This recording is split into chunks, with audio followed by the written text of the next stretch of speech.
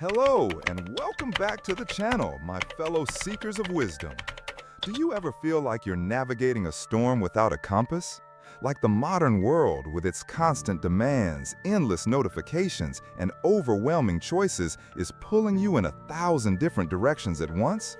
You strive for success, for happiness, for peace, but it often feels like you're just trying to stay afloat. What if I told you that over 2,000 years ago, a group of philosophers in ancient Greece and Rome developed a practical, powerful, and timeless operating system for the human mind? A system designed not just to endure life's storms, but to thrive within them. This philosophy is Stoicism, and its very foundation, the bedrock upon which a resilient and fulfilling life is built, rests on 4 powerful pillars, the 4 cardinal virtues. Today, we are going on a deep dive into these virtues: wisdom, courage, justice, and temperance. These aren't just dusty, abstract concepts from old books. They are active, practical tools, superpowers if you will, that you can start cultivating today to build unshakable inner peace, make ethical decisions with confidence, and develop a mindset that can face any adversity. So, grab a coffee, quiet your mind, and let's unlock the 4 pillars of Stoic living together. First, let's talk about the cornerstone, the virtue that guides all others: wisdom, or as the Greeks called it, Sophia. Now, when we think of wisdom, we might picture an old sage with a long white beard. But Stoic wisdom is far more dynamic. It's the ability to see the world clearly, as it is, not as we fear it to be or wish it were. It's the knowledge of what is truly good, what is truly bad, and, most importantly, what is indifferent. The Stoics believed that the only true good is virtue itself, and the only true bad is vice. Everything else, health, wealth, reputation, even life and death, they classified as indifference. They are external to us, and while we might prefer some over others, they have no bearing on our moral character or our capacity for happiness. The master key to unlocking this wisdom is a concept you may have heard of: the dichotomy of control. Epictetus, a former slave who became one of the most influential Stoic teachers, put it simply: some things are within our power, while others are not. That's it. That is the most important distinction a person can make. Our power lies in our thoughts, our judgments, our choices, our actions, our inner world. Everything else, the weather, the economy, what other people think of you, the outcome of your efforts, is ultimately outside of our complete control. Imagine a skilled archer. She can control her training, her posture, her breathing the moment she releases the arrow. That is her domain. But once the arrow leaves the bow, a sudden gust of wind, a moving target, a flaw in the arrow itself, all of these things are outside her control. The wise archer focuses on the process, on perfecting her shot, and accepts the outcome with equanimity. This is wisdom in action. In our lives, it means shifting our focus from agonizing over outcomes we can't command to mastering the one thing we can: our own response. It's the difference between stressing about whether you'll get the promotion and focusing on preparing the best possible presentation and being the best possible colleague. This is the path from anxiety to tranquility. The second pillar, standing tall and unyielding, is courage, or Andreia. Stoic courage is not the absence of fear. A fool feels no fear. A courageous person feels fear, acknowledges it, and acts rightly anyway. It's about more than just physical bravery on a battlefield. It's about moral courage in the boardroom, in our families, and in our own minds. It's the strength to face discomfort, pain, and adversity with resilience and integrity. It's the courage to speak the truth when it's easier to lie, to stand up for what's right when everyone else is sitting down, and to face our own flaws and work on them. The great Stoic emperor Marcus Aurelius wrote in his private journal, "The impediment to action advances action. What stands in the way becomes the way." This is the heart of Stoic courage. It's the mental alchemy of turning obstacles into opportunities for growth. When you face a difficult project at work, that's not a roadblock. It's a chance to practice patience and diligence. When you have a difficult conversation with a loved one, that's not something to be avoided. It's an opportunity to practice honesty and compassion. Think of a mighty oak tree in a storm. It doesn't fight the wind, it bends with it, its roots digging deeper with every gust. That is Andreia.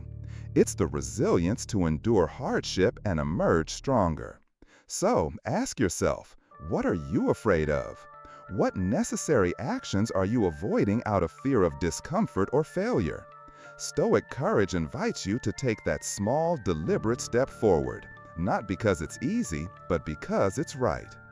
This virtue is what transforms our wisdom into meaningful action. This leads us directly to our third pillar, the one that connects us to the world around us, justice, or Dikaiosyne. For the Stoics, justice was not just about laws and courtrooms. It was a fundamental virtue governing our relationships with all other people.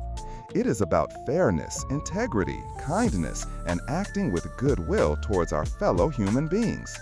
The Stoics were pioneers of the idea of cosmopolitanism, the belief that we are all citizens of the world, members of a single human family. As Marcus Aurelius said, "What is not good for the beehive cannot be good for the bee." Justice in this sense is the practical application of wisdom to the social sphere. It means recognizing the shared humanity in everyone, regardless of their station, nationality, or background. It's about treating the CEO and the janitor with the same fundamental respect. It's about being an honest business partner, a reliable friend, a fair parent, and a responsible citizen. It's about asking ourselves, is this action fair? Is it kind? Does it serve the common good? In our hyper-individualistic world, this virtue is more important than ever. It pushes back against the "what's in it for me" mindset. Justice is the force that balances our personal ambitions with our social duties. Think of a perfectly balanced scale. It gives each side its proper due. That is Dikaiosyne. It's about finding that equilibrium in our own lives, ensuring our actions contribute positively to the whole. It's the understanding that we are not isolated islands, but part of a vast interconnected ecosystem. To live a good life, we must act in a way that supports and uplifts those around us. Finally, we arrive at the fourth pillar, the virtue of self-mastery, temperance, or Sophrosyne. Temperance is the virtue of moderation, self-control, and discipline. In a world that constantly screams more consumption, more stimulation, more distraction, temperance is the quiet voice of reason that says, enough. It's not about depriving yourself of all pleasure, but about mastering your desires so they don't master you. It's the difference between enjoying a glass of wine and being controlled by the bottle. It's the difference between using social media as a tool and being enslaved by the endless scroll. The Stoics saw that untamed desires for pleasure, wealth, or fame were a primary source of human misery. When we peg our happiness to these external things, we become slaves to them. Temperance is the key to our liberation. It's about finding a healthy balance and appreciating what we have rather than constantly craving what we don't. It's the discipline to do what is necessary and right, even when we don't feel like it. It's choosing the long-term benefit of a healthy diet over the short-term pleasure of junk food. It's the discipline to put your phone away and be present with your family. Imagine a calm, flowing river. It moves with purpose and grace, staying within its banks, nourishing the land around it. It is powerful but controlled. This is Sophrosyne. It's about channeling our energy and appetites in a healthy, productive direction.